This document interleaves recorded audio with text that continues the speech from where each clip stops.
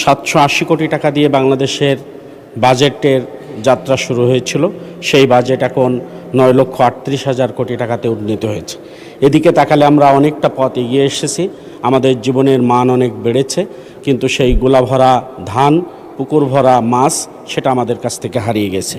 Budget মানে শুধু উন্নতি নয়, বাজেট মানে টাকার বিষয় নয়, বাজেট হচ্ছে মানুষের শান্তি এবং নিরাপত্তা। এই শান্তি এবং নিরাপত্তা আমরা কতটুকু দিতে পারছি বাজেটে, সেটুকু একটু দেখার উচিত। বাংলাদেশের 5% মানুষের হাতে গোটা দেশের টাকা, আর বাকি 95% মানুষের হাতে বাকি টাকা।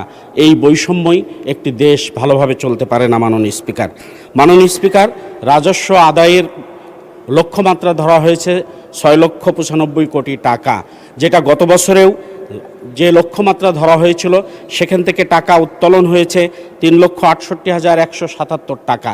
এই ঘাটতি কিভাবে বাজেট পূরণ হবে এটা আমরা জানি না।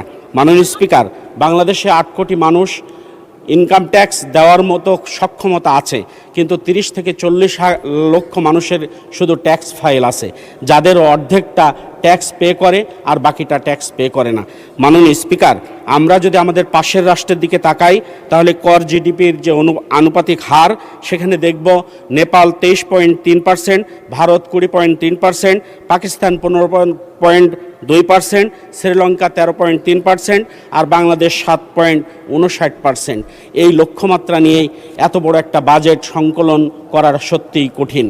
তবুও আমরা স্বপ্ন দেখতে চাই, আমরা এগিয়ে নিতে চাই দেশকে, আমরা দেশের মানুষের ভাগ্যের পরিবর্তনের জন্য এগিয়ে স্বপ্ন দেখতে চাই, উন্নয়নের জন্য আমরা একসাথে হতে চাই। মাননীয় স্পিকার, এই বাজেট বক্তৃতায় এসেই আমার কাছে বলতে ইচ্ছে হয়, আমাদের সকল সংসদ সদস্যদেরকে কয়েকটি বিষয়ে একমত হওয়া খুবই জরুরি।